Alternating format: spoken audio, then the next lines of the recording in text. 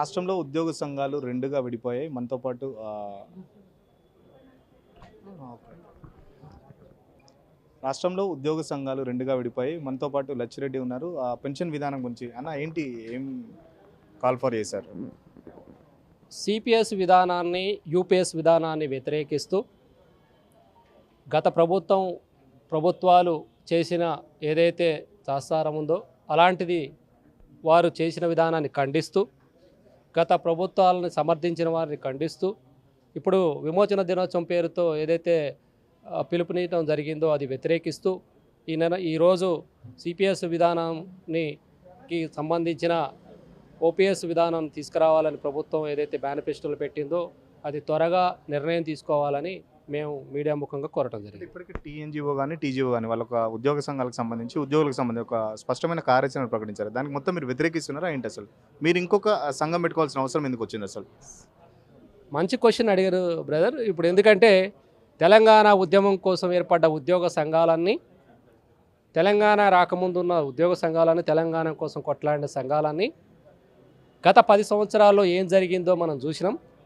వ్యవస్థలో రద్దయిన 25,000 రెవెన్యూ ఉద్యోగాలు ఒక పక్క డిపార్ట్మెంట్లను సర్దుబాటు చేసిన, ఆర్టీసీ కార్మికులు చచ్చిపోయినా, అదేవిధంగా 317 జీవో వల్ల 50,000 కుటుంబాలకు అన్యాయం జరిగిన, ఏ రోజు ప్రశ్నించని ఈ గ్రూపులు ఏదైతే ఈ సంఘాలు ఉన్నాయో, ఈ జేఏసీలు ఉన్నాయో, ఆ రోజు ఏ జేఏసీలు ఏ ప్రశ్నించలేదు. ఇప్పుడు వచ్చి మళ్ళీ విద్రోహంతో వారి యొక్క గర్జనిస్తూ ఏదో జంగు సైరన్లని పేరు చెప్తూ ప్రభుత్వానికి మళ్ళీ ఏదో అల్టిమేటం ఇస్తే దగ్గర తీస్తుందనే ఒక ఉద్దేశంతో వాళ్ళు చేస్తున్నట్టు భావించి, ఇది ఎవరికి వ్యతిరేకించింది కాదు, ఉద్యోగులకి అల్టిమేట్గా లాభం జరగాలి, ప్రయోజనాలు జరగాలి, మళ్ళీ మోసపోవద్దనే ఉద్దేశంతోనే ఈ ఏర్పాటు చేయడం జరిగింది. గత 10 ఏళ్ళుగా టీఎన్జిఓ టీజీఓ ఉద్యోగులకు సంబంధించి ఏం చేయలేదన్నా మీ ఆరోపణ? చేసిందంటే ఒకటే నీకు ఉదాహరణ చెప్తా మిత్రమా. ఈరోజు 1వ తారీఖు జీతం పడుతుందని ఎందుకు సంబరాలు చేసుకుంటున్నాం? ఆ రోజు నెల రోజులు జీతాలు రాకపోయినా కూడా ఎందుకు అడగలేదని అడుగుతున్నా. ఇంతకన్నా ఉదాహరణ ఏం అవసరం లేదు. వాళ్ళు చేసింది ఏం లాభం చేశారో ఉద్యోగస్తులకి. వాళ్ళు ఆరోపిస్తుందంటే అసలు వాళ్ళ సంఘానికి గుర్తింపు లేదు, వాళ్ళ దగ్గర అసలు ప్రాథమిక సభ్యత్వం కూడా లేదు, వాళ్ళు ఏంటి సంఘం పెట్టుకున్నా మాకు ఎలాంటి అభ్యంతరం లేదని చెప్పి వాళ్ళు చెప్తున్నారు. మంచి చెప్పండి తమ్మే. ఇప్పుడు ఈ చెట్టు పేరు చెప్పి కాయలు అమ్ముకునే రోజులు పోయినాయి. నేను నీ ముఖంగా దీని ముఖంగా తెలియజేస్తున్న మీడియా ముఖంగా, సరే ఇప్పుడు ఆ జేఏసీలు మాకు గుర్తింపు లేదు, ఏది లేదు, నేను నిలబడతా, వాళ్ళని నిలబడమనండి. ఎవరిని ఎన్నుకుంటారో ఉద్యోగస్తులు ఎన్నుకున్నామనండి. ఈ జేఏసీ ఒక ప్లాట్ఫామ్ ఉంటుంది, అదే ఒక జేఏసీ ప్లాట్ఫామ్ ఉంటుంది. ఉద్యోగస్తులు ఎన్నుకున్న జేఏసీ నిలబడేటట్టు ప్రయత్నం చేద్దాం. చెట్టు పేరు చెప్పేసి గుర్తింపు ఉందని చాలా పార్టీలకి మీకు తెలుసు, కాలగర్భంలో కలిసిపోయినాయి. గుర్తింపులు ఉన్నంత మాత్రాన ఇప్పుడు ఏం పరిస్థితులే లేదు. ఎందుకంటే వాళ్ళ యొక్క లోగోల పేరుతోనే ముందుకు వస్తే మాత్రం దానివల్ల ఏం లేదు. ఉద్యోగస్తులు ఒకవైపు, సంఘ నాయకులంతా ఒకవైపు ఉన్నారు. అది మనం భావిస్తూనే ఉన్నాం. లచ్చిరెడ్డి గత ప్రభుత్వంలో చాలా పనులు చేసుకొని ఇప్పుడు మళ్ళీ ప్రభుత్వానికి వ్యతిరేకంగా, అంటే ఇప్పుడు మళ్ళీ కొత్త ప్రభుత్వం వచ్చినాక ఈ ప్రభుత్వాన్ని ప్రసన్నం చేసుకోవడానికి ఇదంతా కొత్త దుకాణం పెట్టండి అని చెప్పేసి కూడా వాళ్ళు ఆరోపిస్తున్నారు. దానిపై మీ కామెంట్ ఏంటి? మంచిది. ఈ ప్రభుత్వాన్ని ప్రసన్నం చేసుకోవాల్సిన అవసరం లేదు. ఎందుకంటే మా ఉద్యోగస్తులందరికీ తెలుసు ఈ ఫైటర్ ఎవడో, ఫైటింగ్ చేయలేనిది ఎవరో కూడా తెలుసు. ఆ రోజు ఉద్యోగస్తులు విఆర్ఓ వ్యవస్థ రద్దయితుంటే, ఆర్టీసీ కార్మికులు చనిపోతుంటే మొదటి వ్యక్తిగా నిలబడ్డ వ్యక్తి నేను. ఆ వ్యక్తితోనే కేసీఆర్ ప్రభుత్వము, గత ప్రభుత్వం నా మీద వేటు వేసిన పరిస్థితికి చూసినాము. మనము ఆతోనే ఎక్కడ ఏ రోజు కూడా బెదరకుండా ప్రతిరోజు ఉద్యమాలు చేసుకుంటూ వచ్చిన వాడిని. నన్ను ప్రశ్నించే అవకాశం వాళ్ళకి లేదు. నిజాయితీ నిరూపించుకోవడానికి ఇంతకన్నా ఏం ఎక్కువ అవసరం లేదు. ప్రస్తుతానికి ఉద్యోగులకు ఉన్న సమస్యలు ఏంటి, వాటిపై మీరు భవిష్యత్తులో ఎలాంటి పోరాటం ఉండబోతుంది మీకు సంబంధించి? ఉద్యోగస్తులకు సమస్యలు అంటూ ఒకటి మేము అడగకపోయినా తీరుస్తుంది. మీరు చూసారు, గత 6-7 నెలల్లో వచ్చిన తర్వాత 25,000 మందికి ఉద్యోగస్తులకి, టీచర్లకి పదోన్నతులు ఇచ్చిన ఘనత ఈ ప్రభుత్వానికి ఉంది. ఎవరు అడగలేదు, ఎవరు రిప్రజెంటేషన్ ఇవ్వలేదు. అయినా కూడా టీచర్ల యొక్క సమస్యలను పరిష్కరించిన ప్రభుత్వం ఇది. మనం దశాబ్ద కాలం పరిష్కరించలేని సమస్యని కూడా వచ్చిన 6 నెలలను పరిష్కరించిందంటే ఇంతకన్నా గొప్పగా ఉద్యోగస్తుల సమస్యలు పరిష్కరించదని మనం భావించవచ్చు. లచ్చిరెడ్డి ఎజెండా వేరే ఉన్నాయి, దాని వెనుక ఏదో రాజకీయ కోణాలు కూడా ఉన్నాయి. ఉద్యోగులను అడ్డం పెట్టుకుని కొత్త ఇదంతా చేస్తున్నాడు అని చెప్పేసి ప్రధానంగా వాళ్ళు ఆరోపిస్తున్నారు. దానిపై మీ కామెంట్ ఏంటి? ఆరోపిస్తున్నది ఎవరో ఒకసారి ఇస్తే, రాజకీయ ఎజెండాలు, రాజకీయాలు చేసిన వాళ్ళు, సంఘాలని తీసుకుపోయి తాకట్టు పెట్టిన వాళ్ళు, రాజకీయాలలో అనుభవిస్తున్న వాళ్ళు మనం చూస్తూనే ఉన్నాం. ఇంకా అందులో మాకు రాజకీయాలు ఎక్కడున్నాయి, సంఘాలు ఎక్కడున్నాయి? మా దాంట్లో మాకు అలాంటి ఉద్దేశాలే లేవు. ఓపెన్గా ఇక కనిపిస్తున్నది కదా. నిన్నగాక మొన్న కూడా అందరు రాజకీయ నాయకులు అందరిని తీసుకొచ్చి ఇదే సంఘాలు గతంలో పనిచేసిన ఇప్పుడు పనిచేస్తున్న వాళ్ళందరూ కూడా సన్మానాలు చేస్తున్నారు. ఇక అంతకన్నా ఇంకేం మించి ఉంటుంది రాజకీయ నాయకుల సన్మానాలు. ఫైనల్గా పెన్షన్ విధానానికి సంబంధించి మీ పోరాటం ఎలా ఉండబోతుంది? రేపటి విద్రోహ దినంలో మీకు సంబంధించి మీరు ఎవరు పాల్గొనట్లేదా? విద్రోహ దినం అంటే ప్రభుత్వాన్ని వ్యతిరేకించటం. ప్రభుత్వమే చెప్పింది కదా మేనిఫెస్టోలో ఓపీఎస్ విధానాన్ని తీసుకొస్తాం, మా ప్రభుత్వాలు తీసుకొచ్చిందని చెప్పిన తర్వాత ప్రభుత్వం తీసుకొస్తుంది అన్న తర్వాత మళ్ళీ నువ్వు విద్రోహ దినోత్సవం ఏంటి?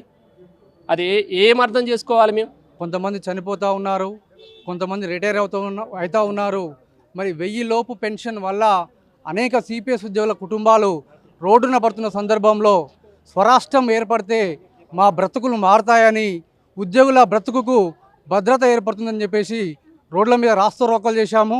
మరి సకల జన సమ్మెలో ఒకటైపోతుంది.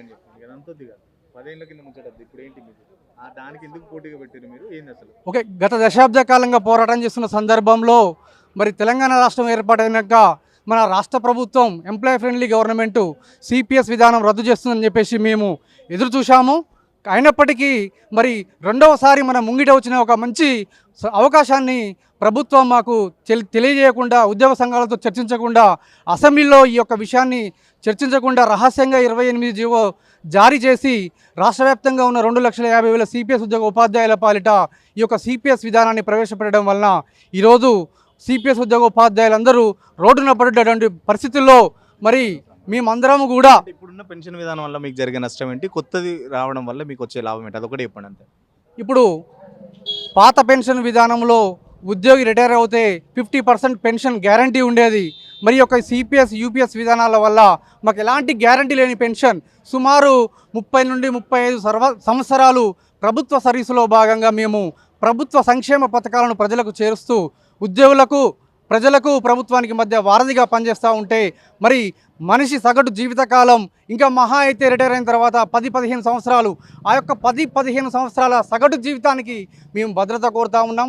60 సంవత్సరాల సర్వీస్ తీసుకున్నందుకు గాను అనంతరం రిటైర్మెంట్ అనంతరం ఆ 10-15 సంవత్సరాల వృద్ధాప్య జీవితానికి మాత్రమే మేము భద్రత కోరుతూ ఉన్నాం. న్యాయపరమైన మా యొక్క డిమాండ్ను గౌరవ ముఖ్యమంత్రి వర్యులు అర్థం చేసుకుంటారని ఆల్రెడీ మేనిఫెస్టోలో పెట్టారు. ఈ కాంగ్రెస్ ప్రభుత్వమే గత 4 రాష్ట్రాల్లో కూడా సిపిఎస్ విధానాన్ని రద్దు చేసి పాత పెన్షన్ విధానాన్ని పునరుద్ధరించడం జరిగింది. మేము బలంగా నమ్ముతా ఉన్నాము తెలంగాణ రాష్ట్రంలో కూడా అతి త్వరలో ఈ యొక్క సిపిఎస్ విధానాన్ని రద్దు చేసి 2,50,000 సిపిఎస్ ఉద్యోగ కుటుంబాలలో వెలుగులు నింపుతారని, అన్ని నియోజకవర్గాల్లో కూడా మేము పాత పెన్షన్ పండగ నిర్వహించుకోవాలని చెప్పేసి మేము కోరుతా ఉన్నాం. Thank you very much. అంటే మీ సంఘానికి అసలు సంబంధించి రిజిస్ట్రేషన్ లేదు అంటున్నారు, మీ సంఘానికి గుర్తింపే లేదు, మీ దగ్గర అసలు సభ్యులు ఎవరు లేరు అని చెప్పేసి టీజీఓలు టీఎన్జిఓలు అంటున్నారు.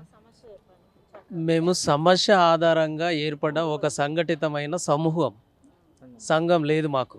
కానీ గత దశాబ్ద కాలంగా ఎలాంటి సంఘం పేరు లేకుండానే టీఎస్సీ, పిఎస్సి అని అన్ని ఉద్యోగ ఉపాధ్యాయ సంఘాలతో కలిసి ఏమికు ఆశించట్లే, పాత పెన్షన్ విధానాన్ని అమలు చేయండి మాత్రమని ఆశిస్తున్నాం. చనిపోయిన కుటుంబాలను ఒక్క కుటుంబాన్ని వెళ్ళి చూడండి, వాళ్ళ స్థితిగతులు ఎలా ఉన్నాయో అనేది అర్థమవుతుంది. ఉద్యోగి కోరుకున్నది భద్రత, భద్రతని భరోసా. 317 అంటే ఏంటి అంటే డిస్ట్రిక్ట్ అలొకేషన్ చేయడం వల్ల స్థానికత కోసమే తెలంగాణ ఏర్పడ్డది. స్థానికత కోల్పోయి ఉద్యోగులు వేరే జిల్లాలకు వెళ్ళడం జరిగింది. కాబట్టి 317 వద్దు, మనం తిరిగి మళ్ళీ స్థానికత కోసమే మా ప్రాంతానికి పంపించండి అని పోరాడుతున్నారు.